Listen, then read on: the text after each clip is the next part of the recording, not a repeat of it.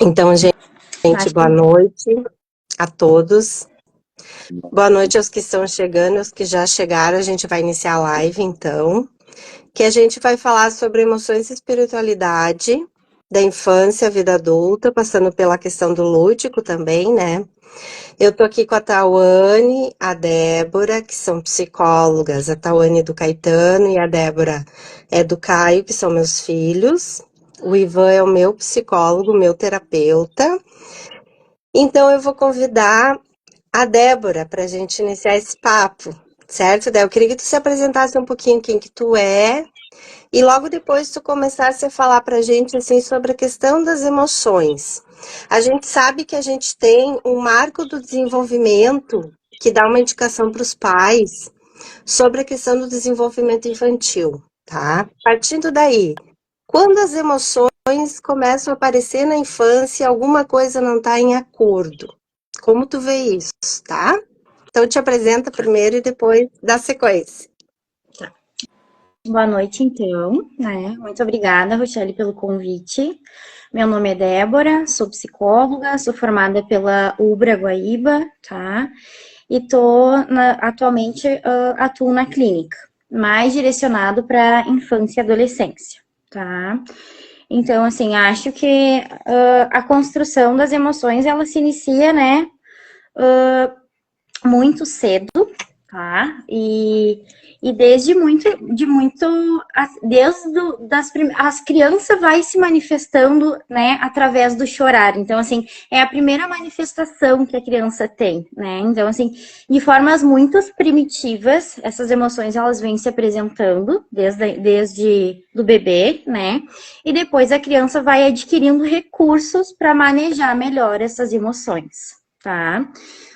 Às vezes, essas emoções, elas estão um pouco disfuncionais, né? Elas vão se apresentando de uma forma que a criança não consegue compreender, não consegue nomear essas emoções, e aí se precisa de algum auxílio profissional para ajudar a manejar essas situações, né? A ensinar a criança a nomear, a expressar, a aprender a manejar as suas emoções.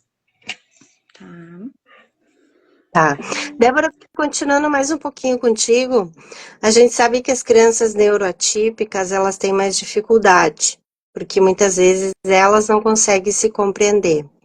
Como é que é feito o manejo, o auxílio para que essas crianças consigam expressar suas emoções? Como que tu trabalha isso no consultório? Tá. Eu acho que uma questão assim, muito importante para a gente pensar hoje é a questão de desconstruir um pouco essa questão da psicoterapia infantil, né? A psicoterapia infantil é uma modalidade de atendimento infantil, de psicoterapia, né? De atendimento psicológico infantil.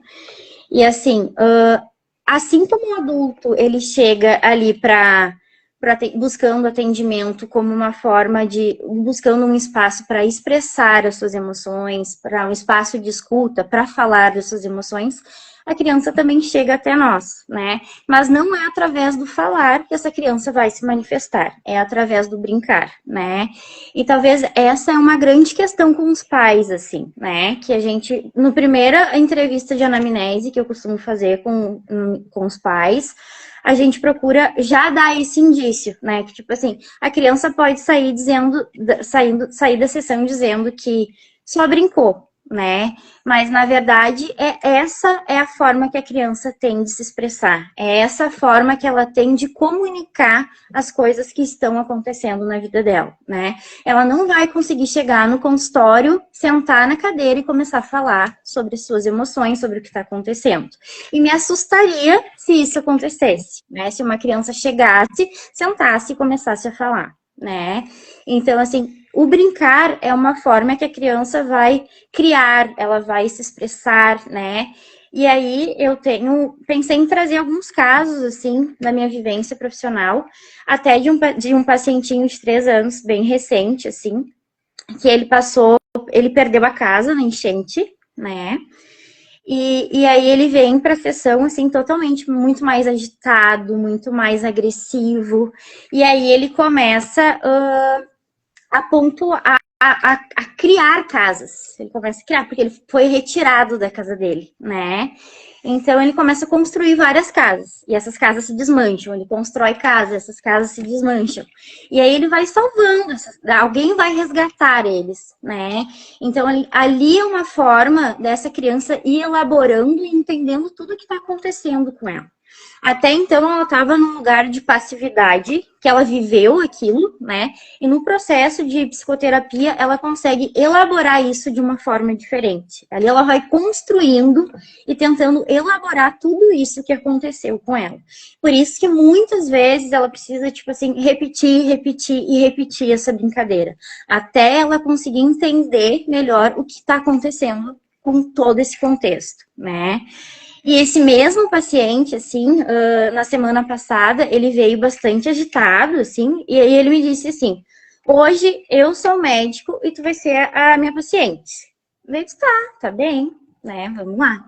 E aí depois os pais me contaram que no dia anterior ele tinha ido no pediatra.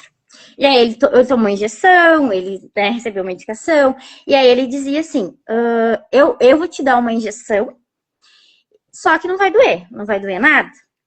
E aí eu entendi que era aquilo, né, que foi passado para ele. Mas assim, ele estava num outro lugar naquele momento. Ele não queria viver aquilo. Ele saiu de uma posição totalmente passiva para me colocar no lugar dele, para mim entender o que ele experienciou, né? Então assim, o quanto esse brincar tem sentido, o quanto esse brincar comunica as coisas. E a gente tem ferramenta suficiente para conseguir manejar e entender e interpretar o que essas brincadeiras têm para nos dizer, assim. Débora, só quero comentar contigo aqui a tua professora, a doutora Luciana Zambuja, minha amiga também, dizendo assim, muito bem, minha querida aluna Débora, olha só. Querida. Porto Alegre é muito pequeno, né? Todo mundo se encontra. Tawane, essa questão do brincar, tá? Eu lembro que quando a gente chegou em Ti com o Caetano, a gente não conseguia entender muita coisa do que o Caetano sentia, tá? Então eu queria que tu trouxesse pra gente a importância do brincar, a importância do lúdico no desenvolvimento infantil. Certo, então, primeiramente vou me apresentar, eu sou Tawane, sou psicóloga formada pela PUC, eu atuo há 4 anos e meio, mais ou menos, na psicologia e principalmente na clínica infanto-juvenil e na orientação para pais, né? E agora, respondendo a tua questão do lúdico, do brincar, como a Débora já trouxe, né, a criança, ela não vai sentar na nossa frente e falar abertamente sobre sentimentos, porque muitas vezes eles nem entendem o que eles estão sentindo. Eles simplesmente sentem algo muito forte e expressam de alguma forma que às vezes não é uma forma saudável, né? Então, por exemplo, uma criança que está com muita raiva e não consegue se controlar e joga as coisas no chão, grita, se esperneia, né? Assim, se debate. Então, como a gente lida com essa criança? O importante é, primeiro, a gente conseguir refletir para a criança aquilo que ela está sentindo. Então, mostrar para aquela criança que está tudo bem ela sentir aquele sentimento, mas que existem formas da gente demonstrar que a gente está sentindo ele, né? Então, justamente, por exemplo, né, essa criança que está sentindo raiva, ela pode sim sentir a raiva e está tudo bem, mas a gente vai manejar para que ela consiga demonstrar de uma outra forma.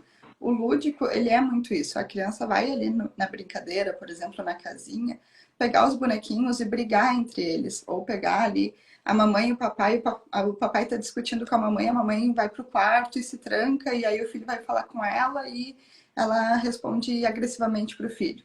Ele está demonstrando ali algo que acontece em casa e que ele está expressando que é algo que ele não gosta, que ele sabe que aquilo incomoda ele, porque ele fica bravo e vai brigar com o pai, por exemplo, né? Então, a partir disso, a gente consegue interpretar o que essa criança está sentindo e espelhar para ela. Eu estou vendo que essa criança aqui dessa brincadeira está muito brava com isso. Tu consegue me dizer o que aconteceu? Então, dessa forma que o lúdico ele funciona, né? Então, as crianças às vezes trazem questões até do mundo externo, de jogos, né? Por exemplo, hoje em dia tem muito Roblox, Minecraft, então as crianças estão nesse mundo e trazem para a terapia questões que estão inseridas nesses jogos. Então, pegando o que a Débora trouxe, né, ali, desse paciente dela que passou pelas enchentes, ele trouxe ali na sessão de terapia com ela, mas ele poderia, por exemplo, ter usado no jogo, no Roblox, no Minecraft, construindo e destruindo as casas, ou ele poderia ter demonstrado de uma outra forma. Então, é importante que a gente consiga refletir para essa criança o que ela está sentindo, e aí, a partir disso, ela vai conseguir começar a entender que existe vários, né, sentimentos, que ela pode sentir eles, mas que existem formas de demonstrar estes sentimentos, que a gente não precisa demonstrar fisicamente sempre, né? Gritando, se debatendo, jogando as coisas no chão. Então, a gente vai auxiliar essa criança a entender e a manejar esses sentimentos. E por isso também é muito importante a gente trabalhar com os pais, porque muitas vezes os pais não entendem o que a criança está querendo dizer, né? As chamadas birras. Ele está fazendo birra, ele está querendo chamar atenção.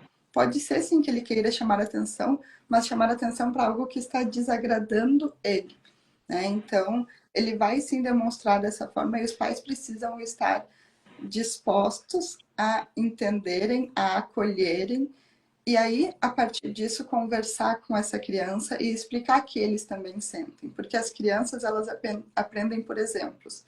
Então, se ela entende que o pai e a mãe também ficam tristes, também sentem muita alegria e também ficam com raiva, ela vai entender que está tudo bem ela sentir isso também.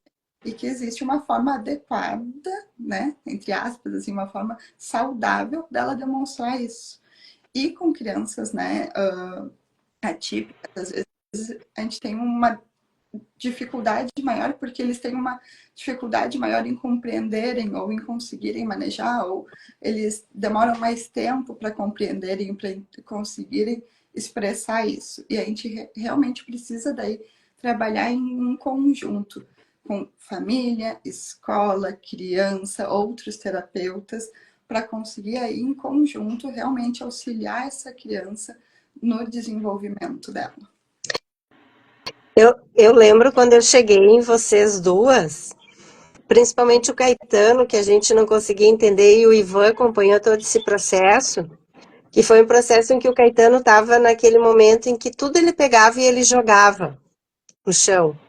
Tudo ele pegava e jogava no chão, porque ele não sabia expressar muito bem o que ele queria. E hoje ele já consegue se perceber, né, na questão das emoções dele e dizer assim, eu já tô ficando brabo, alguma coisa está acontecendo, então eu preciso parar, entendeu? Ali um pouco hoje eu estou muito feliz, então ele consegue já ter esse reconhecimento, inclusive a Tawane está trabalhando com ele o painel das emoções, né, Tawane? Muito legal.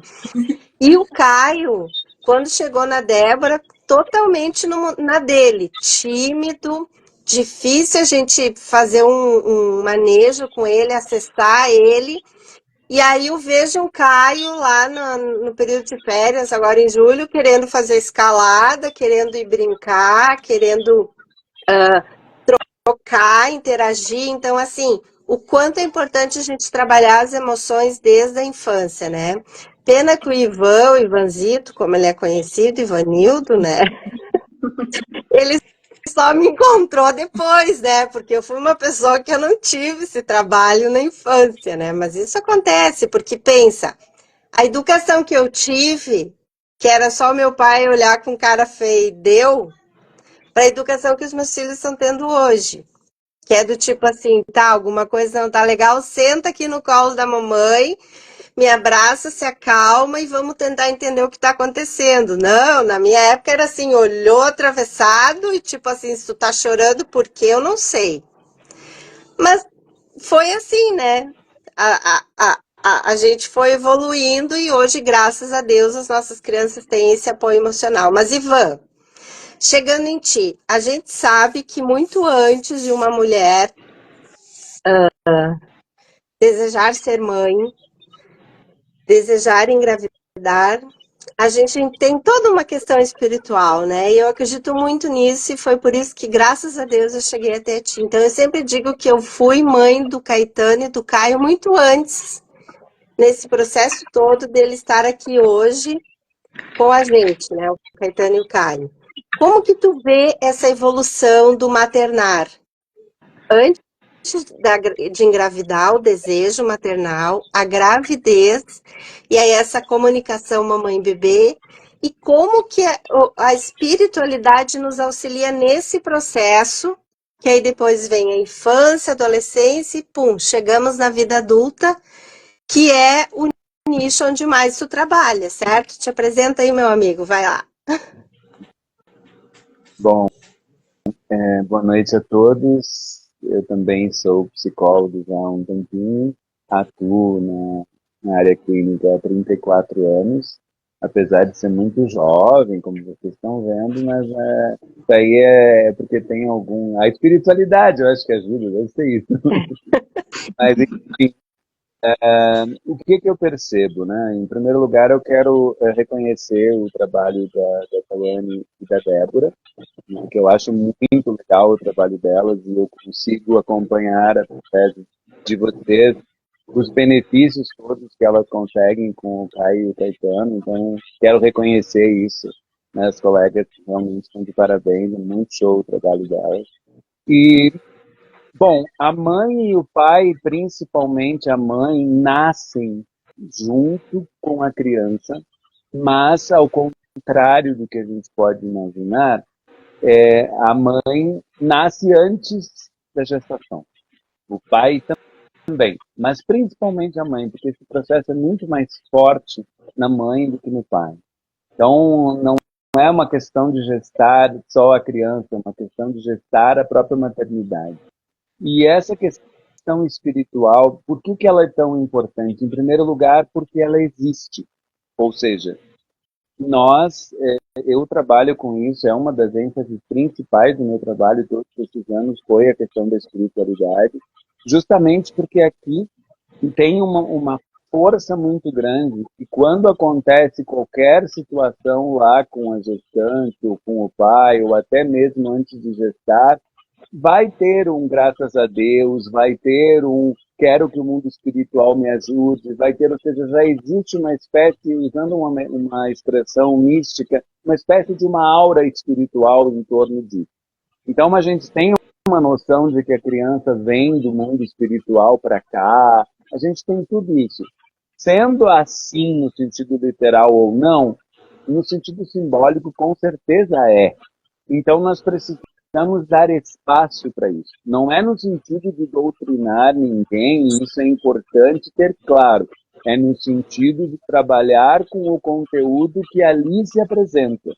E é muito difícil, por mais científico que a gente seja, não ter algo que expresse esse sentido maior, ou que expresse pelo menos alguma dúvida sobre essas questões. Então chega aquele momento em que a gente não consegue encontrar explicação, nós nos abrimos para essas possibilidades, e aqui eu não estou falando de meramente tapar buraco, mas sim de um processo que faz sentido. É quando o filho tem febre, que a mãe de alguma maneira fica preocupada, que o pai fica preocupado, que não vão buscar só a ajuda de remédios, de medicamentos, embora, claro, isso seja fundamental. Não vão buscar só o psicólogo também quando precisa. A gente tem uma torcida interna muito forte, traz essa compreensão arquetípica da espiritualidade, e que faz muito sentido estudar isso. Ou seja, como é que a mãe e o pai levam isso para a criança, como é que a mãe e o pai vivem isso com a criança.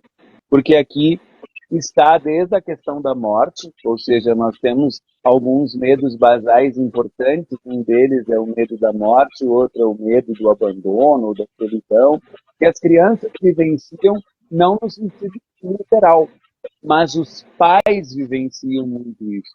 E quando as colegas disseram aqui a importância da orientação dos pais nesse processo de terapia de criança, não só de terapia infantil, mas a gente precisa, né, na verdade, se nós pudéssemos unir as pessoas, claro, pela abordagem sistêmica que eu trabalho, nós juntaríamos todas aquelas pessoas que estão envolvidas num conflito e procurávamos fazer com que elas todas, de alguma maneira, gerenciassem isso. Claro, isso é utopia, não é possível. Infelizmente, as pessoas que resistem. Mas seria o ideal, é escola, é pai, é mãe, sabe? É vizinhos, é vô, é vó, ou seja, se nós conseguirmos. Não é exatamente orientar as pessoas, porque nós não sabemos tanto para orientar as pessoas, mas pelo menos ajudá-las a expressar os sentimentos que elas trazem em relação a isso. Tanto aqueles sentimentos que não são tão bons às vezes, quanto os sentimentos de amor e o sentimento de que existe uma segurança, uma confiança, uma fé que a gente pode transmitir para as nossas crianças para auxiliar no desenvolvimento delas. E, Van, na tua prática, na tua trajetória clínica, os adultos que chegam até ti, por exemplo, e não tiveram esse trabalho que, por exemplo, a Tawane e a Débora hoje fazem com crianças, mas já chega um adulto com todos os seus conflitos, com todas as suas aflições, em que a gente sabe que esse acolhimento, esse tratamento que elas fazem hoje com crianças é importante, e que, por exemplo, a minha geração não passou, a geração um pouco antes de mim, ou que veio depois, não teve. Como é que tu recebe e trabalha essas questões da infância, agora já como adulto, pelo viés clínico, da própria psicologia, do desenvolvimento espiritual?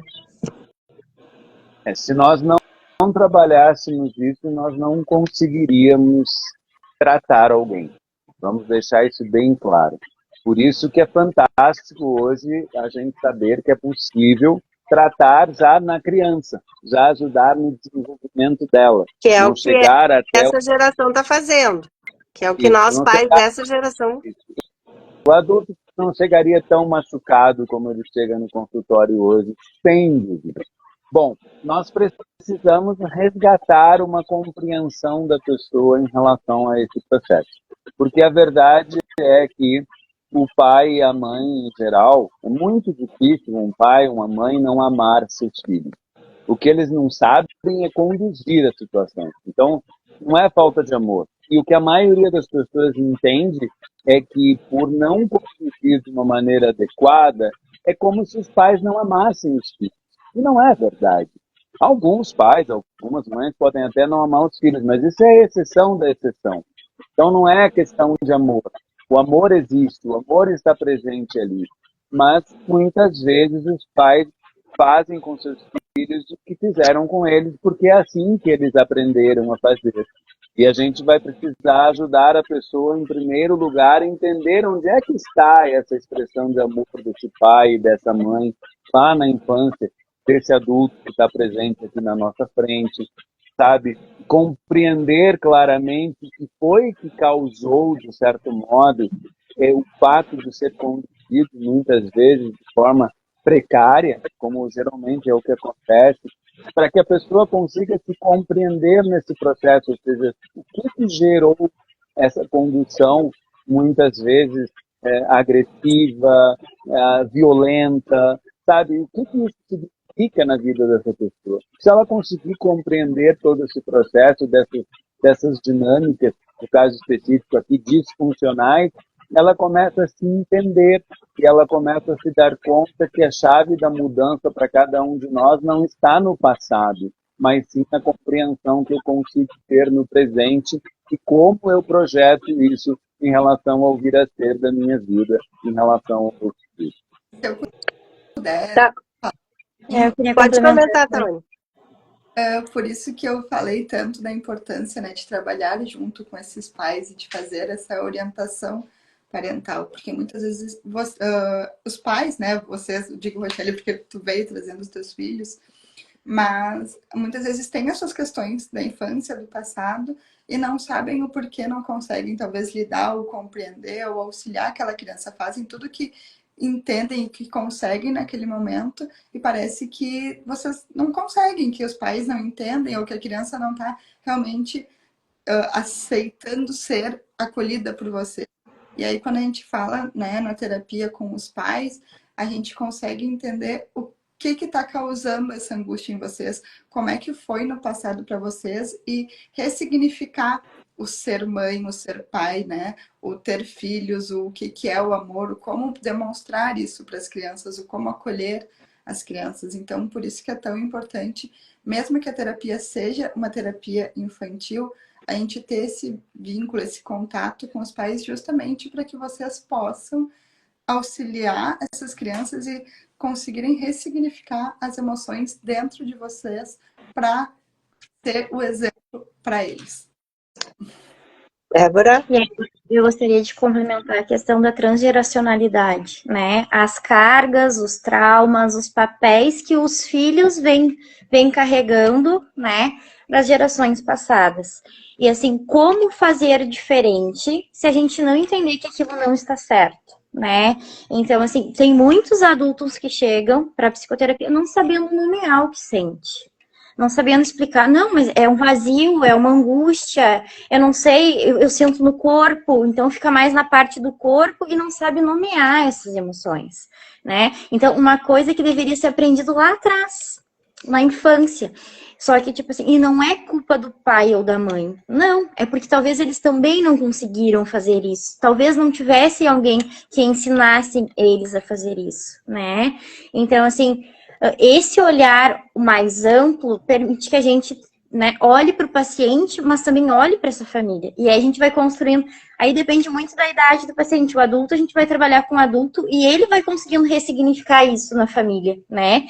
E com a criança, a gente vai fazendo isso junto com os pais. Né, com a questão da psicoeducação, a questão de orientação, né?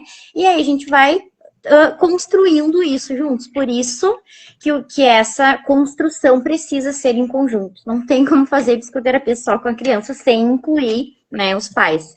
Eles trabalham em conjunto. E outros órgãos também, escola, outros profissionais, né? Então, importantíssimo. Pegando esse teu gancho, escola, eu já vi algumas situações, alguns relatos em grupos que eu tô, e principalmente a questão do comportamento das crianças quando eles vão para a escola e começam a conviver com outras crianças. E quando eles começam a se reconhecer com sentimentos de inveja, de eu não gosto, quando eles conseguem nomear eu não quero, sabe? Então, assim, às vezes aparecem alguns comportamentos agressivos. Aí alguns pais comentam que isso é exemplo que pode ser que a criança aprendeu em casa ou vem de casa, mas a gente não entende muito o contexto daquela criança, só que é um comportamento muito repetitivo. Ou seja, acontece muito seguido aquela criança eventualmente bater nos colegas, ou por uma questão de ser contrariada já partir para o bater, né? Como é que vocês avaliam isso na questão das emoções, na questão do própria condução no consultório, quando aparecem casos assim? Débora, Tawane? Eu acho que a primeira questão é a gente conseguir ter o contato com a escola, entender em que momentos isso acontece exatamente, né? Porque a escola ela precisa nos trazer essas informações. E a gente ter um contato com a família para entender como essas situações são manejadas em casa, né? Porque às vezes não é uma questão de vem de casa, às vezes são exemplos que eles estão vendo em jogos, em séries, né, em desenhos ali, ou na própria escola de outros colegas que também agem assim. Então, existe essa coisa de eu vou usar como exemplo, então se meu colega faz, eu também posso fazer. Existem situações que sim, são de casa, então a criança acaba tendo uma educação muito permissiva, onde tem tudo que quer, na hora que quer, e chega na escola existem limites, existem regras e a criança não consegue lidar. Então, a gente precisa, na verdade, realmente compreender qual é o contexto que aquela criança está inserida, como é que está sendo manejada essa situação e, além de tudo, entender, porque às vezes a casa está sendo manejada de uma forma adequada, a escola também, mas a criança daqui a pouco tem algum transtorno, alguma questão que ainda não foi identificado. Então, no momento que tu faz toda essa avaliação, bom, não é de casa, a casa está conduzindo da forma adequada, a escola também, vamos fazer uma avaliação para ver daqui a pouco se essa criança tem algum tipo de transtorno, se tiver, como que a gente vai manejar, para onde a gente encaminha essa família, essa criança, porque às vezes existem, sim, casos que não são identificados ali no primeiro momento, né, na primeira infância. Então, a gente precisa ter todo esse olhar, acolher essa família, entender o que essa família está trazendo para a gente. Débora? Complementando a Tawane, então, e às vezes é aquela criança que não consegue lidar com as emoções negativas, né? Não consegue manejar, não consegue. O que eu faço com isso? Se pra gente que é adulto, que consegue nomear, que consegue entender que tá com raiva, e o que nos deixou com raiva já é difícil de lidar com ela, imagina uma criança que não sabe o que tá sentindo. Eu não sei o que é isso surgiu agora, é novo. O que eu faço com tudo isso? Tá muito intenso.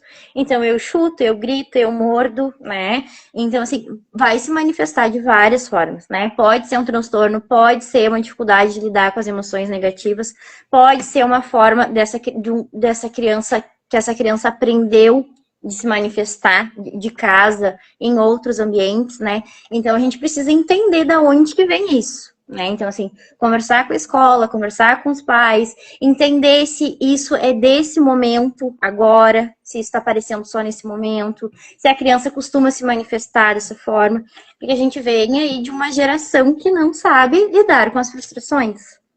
Né? Baixa tolerância à frustração. Baixa tolerância à frustração, né? Então, tem que entender o todo para a gente conseguir compreender da onde que está vindo tudo isso. E aí, assim, a gente vai conseguir auxiliar essa criança e essa família. Ivan, essa mesma criança que eu trouxe agora lá da escola, com todos esses problemas, ela cresceu. Mas ela não teve na infância a atenção, o acolhimento e o tratamento que ela precisava. Ela cresceu e ela continua assim, agressiva, intolerante, tá? Só que essas manifestações não se dá mais por aquele movimento dela bater num colega porque não gostou, jogar alguma coisa no chão, esses sentimentos se manifestam de outra forma. Como tu identifica isso clinicamente e como que a espiritualidade pode contribuir nesse tipo de caso?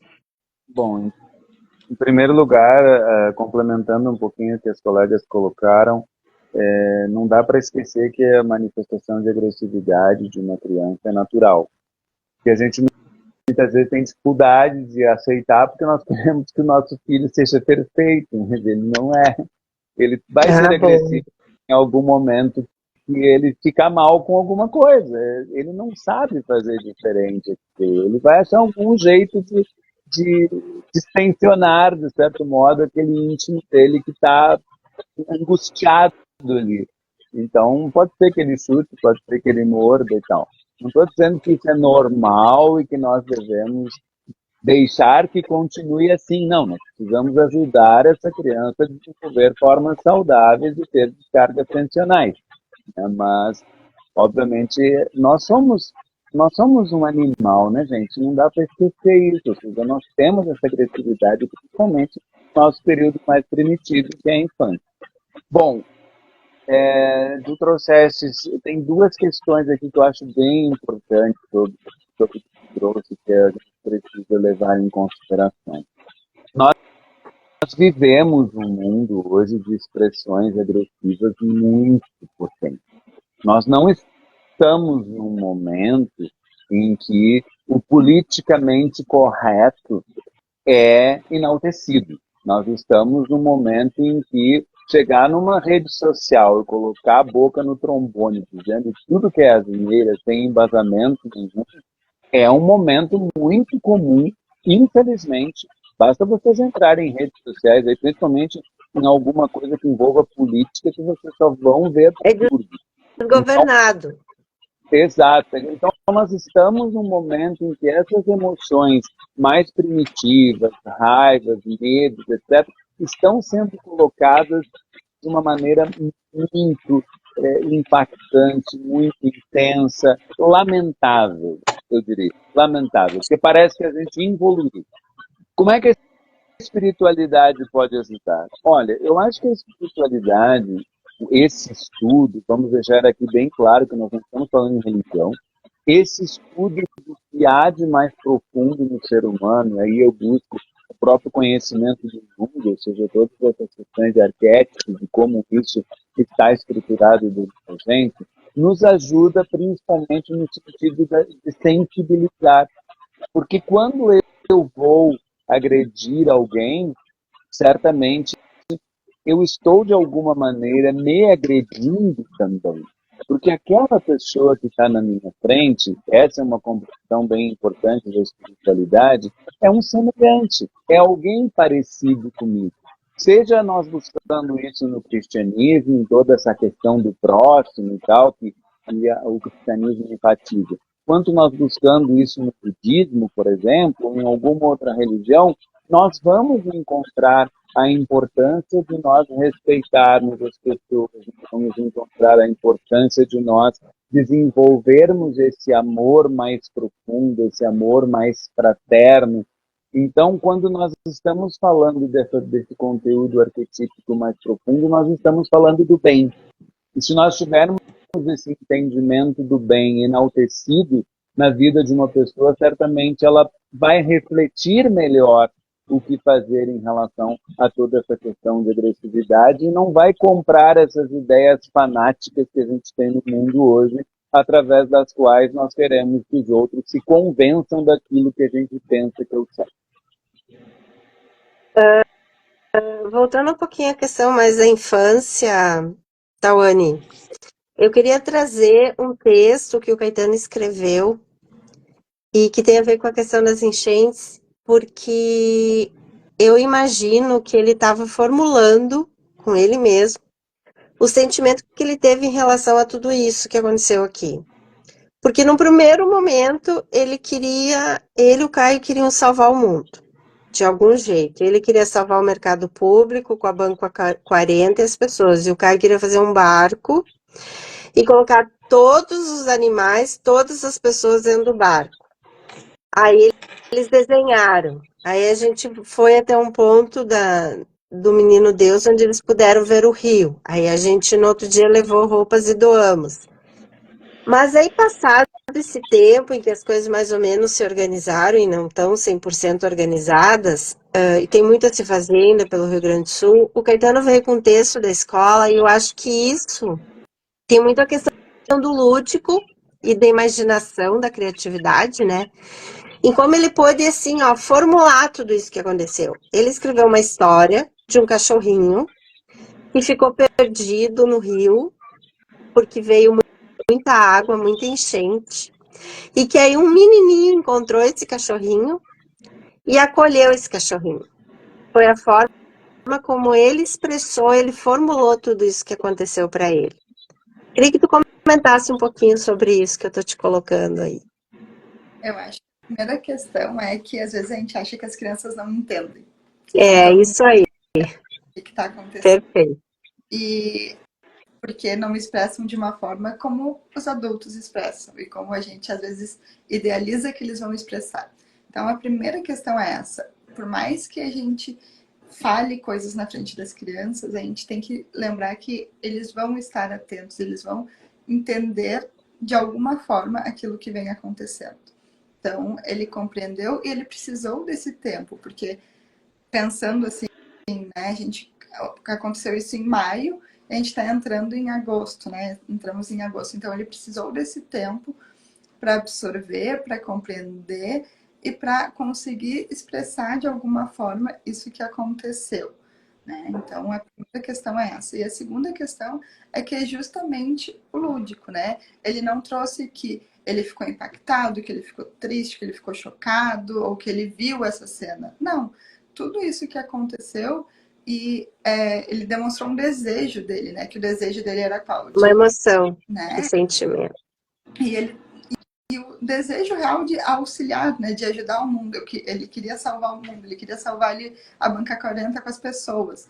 Então, no texto, ele conseguiu expor esse desejo. Esse cachorrinho estava perdido e um menininho foi lá e acolheu esse cachorro, né? E ajudou esse cachorro. Então, da forma dele, no lúdico, né? Ele conseguiu expressar isso. Então, é justamente essa importância que a gente precisa dar, e a gente precisa estar atento aos sinais, né? Que as crianças elas vão demonstrar para a gente, e da forma deles, da forma criativa, da forma lúdica. E aí eu quero trazer um exemplo até do próprio Caetano, né? Que tu trouxe, que a gente no início não conseguia, ele não conseguia expressar e nem entender nenhuma emoção. E hoje ele mesmo criou uma forma de entender e de demonstrar pra gente as emoções dele. Então, como ele joga os joguinhos online, ele tem a barra dos sentimentos. Então, aquela barra vai enchendo de determinada forma que, se ele tá com muita raiva, vira um modo fúria e ele fica muito bravo. Então, essa barrinha da raiva, ela não pode encher completamente. E como o lúdico, ele é importante justamente para eles compreenderem e manejarem isso. Então, ele trazer dessa forma é incrivelmente, assim, é lindo porque ele realmente compreendeu e expressou o desejo, o sentimento, a emoção que ele sentiu vendo toda essa situação. Eu li uma frase, Débora, que a primeira manifestação espiritual de uma criança é o amor.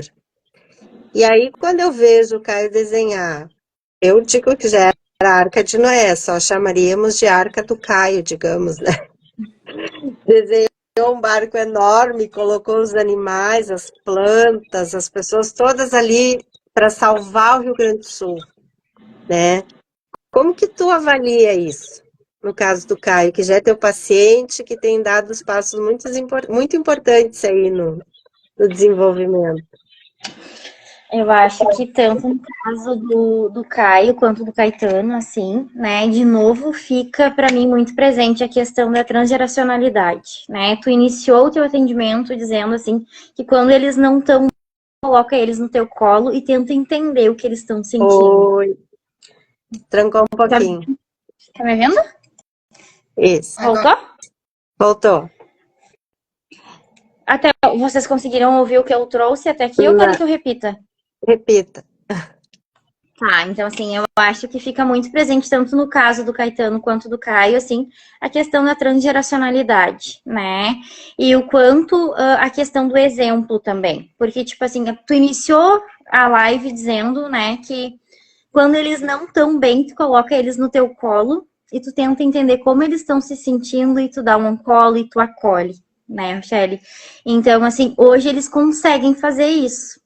Né? Eles querem salvar, eles querem cuidar. Por quê? Porque eles têm exemplo em casa. Eles se sentem amados, eles conseguem amar, né? Então, assim, de novo, eu acho que fica assim a questão do exemplo e como que eles vão aprendendo isso no dia a dia deles, como isso está posto, né? E é através desse acolhimento que vocês tanto prezam por eles, assim.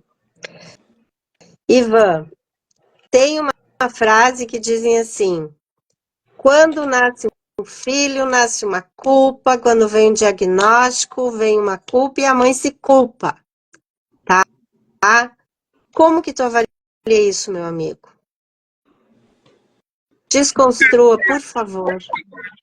É uma pena, né, que a gente pense nisso. Quando nasce um filho, nasce uma alegria, nasce uma experiência fantástica. Mas, infelizmente, às vezes a gente tem essas leituras. Ivan, acho que tira o teu fone. Acho que tá dando interferência do teu fone agora. Consegue tirar? É. Aí. Estranho. Até aqui não deu interferência, mas o fone tem vida própria, então a gente vê. Pois é, eu acho que a culpa, ela tem, inclusive, a gente chama esses aspectos relacionados à espiritualidade de culpa em negativo. Ou seja, a culpa é uma dessas coisas, né? Infelizmente, nós temos aí, a Débora trouxe bastante a questão da transgeracionalidade, eu estudo muito isso também, porque é aquilo que entra o ponto principal da espiritualidade, ou seja, as pessoas trazem isso, vem da mãe, vem do pai, vem da avó, vem do vô, vem, né? Então, a culpa é um processo que, infelizmente, não nasce com a criança, com a gestação. A culpa já estava dentro da gente. A culpa existe dentro de nós como uma tentativa de punir e, por conseguinte, mudar uma determinada perspectiva. A nossa sociedade, ela tem a ideia de que, se nós punirmos, nós podemos mudar. E isso é distorcido, porque, na verdade, nós não temos muito o que fazer, por exemplo, em relação a um criminoso. Nós acabamos, de alguma maneira, punindo ele. É assim que a sociedade faz. Infelizmente, aí a qualidade disso em relação à reinserção dessa pessoa na sociedade geralmente é altamente questionável.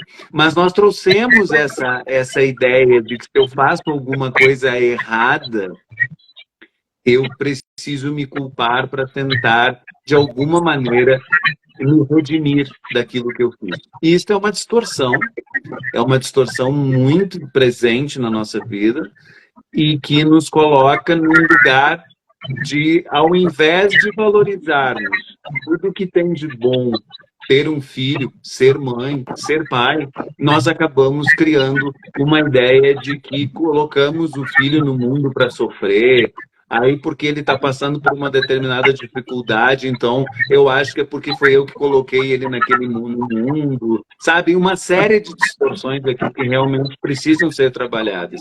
E um dos pontos principais que nos ajuda em relação à culpa é justamente nós termos clareza da oportunidade que nós estamos viabilizando junto com os nossos filhos para esse lindo aprendizado que é estar aqui. Porque pode ser difícil e é de fato complexo, mas é uma experiência única que nós temos, ser o ser vivo que somos aqui, com essa possibilidade desses potenciais enormes que todos nós temos e que são muito mal explorados, infelizmente, pela sociedade, principalmente. Então, acho que quando nós começamos a explorar os potenciais do nosso filho, o nosso próprio potencial enquanto pais, enquanto mãe, nós conseguimos, com certeza, crescer bastante em relação a tudo isso e fazer com que essa culpa se amenize bastante. Pessoal, a gente está chegando nos minutos bem finais, daqui a pouco, da live. Tawane, tu tem alguma coisa para colocar mais? Débora, Ivan, para finalizar? Eu acho que só a questão da gente entender, e aí a sua que quando uma mãe nasce junto, né, da importância realmente de conseguir ressignificar essas questões dentro da gente, né, porque a gente tende a realmente achar que nós temos culpa de talvez não entender como manejar uma situação, ou de não conseguir auxiliar o nosso filho, ou auxiliar a pessoa, ou por que eu não fiz esse diagnóstico antes, eu acho que é importante ressignificar essa culpa de que nós somos seres humanos.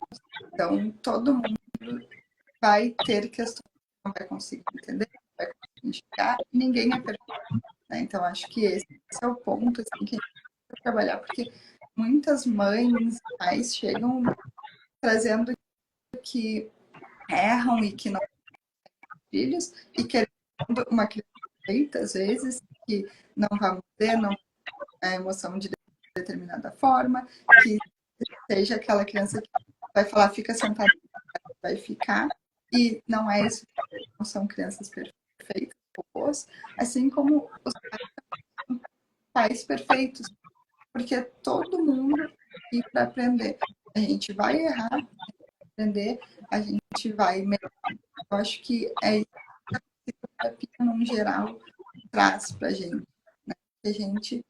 Que está tudo bem a gente demonstrar, a gente errar, a gente aprender, desde que a gente queira se entender e compreender como a gente pode mudar algumas questões. A questão da transgeracionalidade que a Débora trouxe é muito importante a gente trabalhar, porque isso impacta, né, como a voltada da emoção da infância, isso impacta diretamente na questão da criação do vínculo com a criança. A gente precisa trabalhar isso com os pais e a terapia familiar.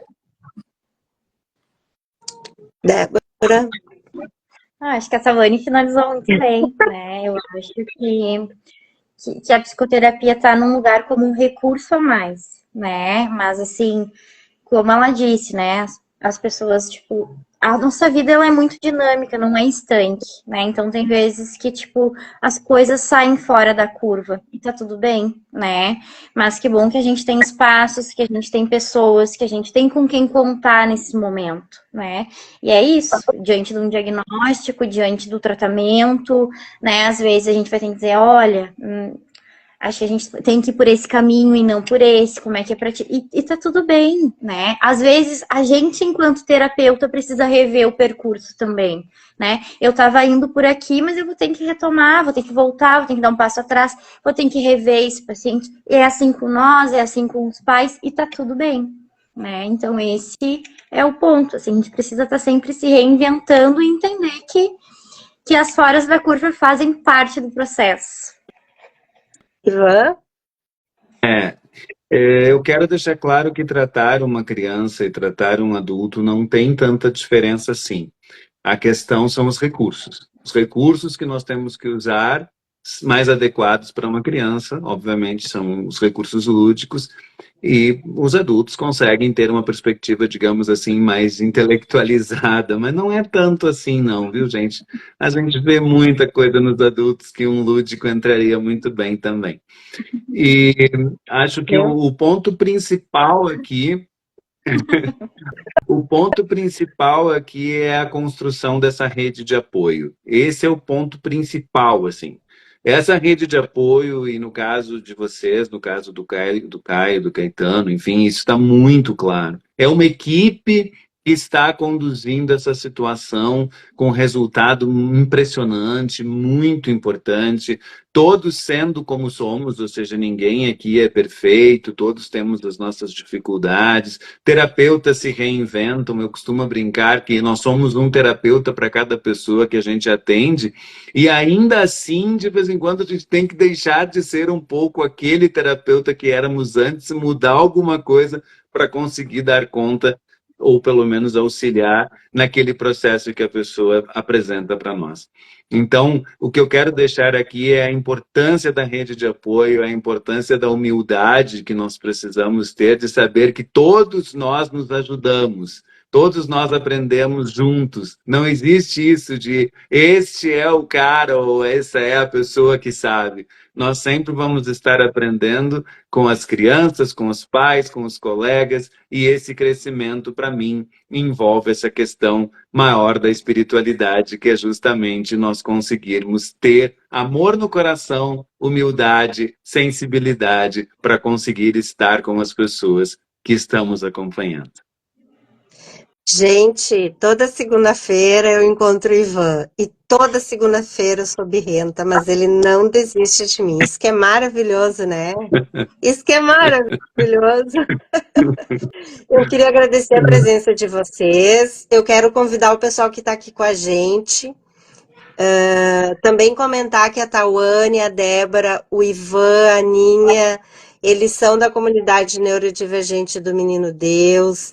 Tanto a Tawane quanto a Débora e o Ivan, eles têm os atendimentos para as crianças e adolescentes, o Ivan para adultos, tá?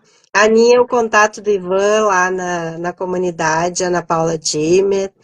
Mas eu quero convidar todos da comunidade, quem quiser, entra no link lá de acesso ao WhatsApp do grupo, que a gente vai ter uma live agora, uma palestra, que é a primeira da comunidade, com apoio da psicopedagogia, em alusão ao Gosto Laranja, sobre altas habilidades de superdotação. A gente vai conversar com a Lúcia Lamb, que é aqui da Faders, do Rio Grande do Sul, com a Geise, que é lá do Amazonas. Então, de norte a sul, nós vamos trocar experiências de norte a sul sobre altas habilidades de superdotação, tá? A gente vai dar certificado para quem participar da palestra, inclusive os palestrantes também, tá bom? Em breve espero contar com vocês também por lá em algum momento, tá bom? Boa noite a todos e muito obrigada por tudo, por aceitar esse convite. A gente está aqui hoje junto. Uma boa semana para todo mundo. Boa noite. Tá bom? Boa noite. Um beijo. Beijo. Tchau, tchau. Tchau.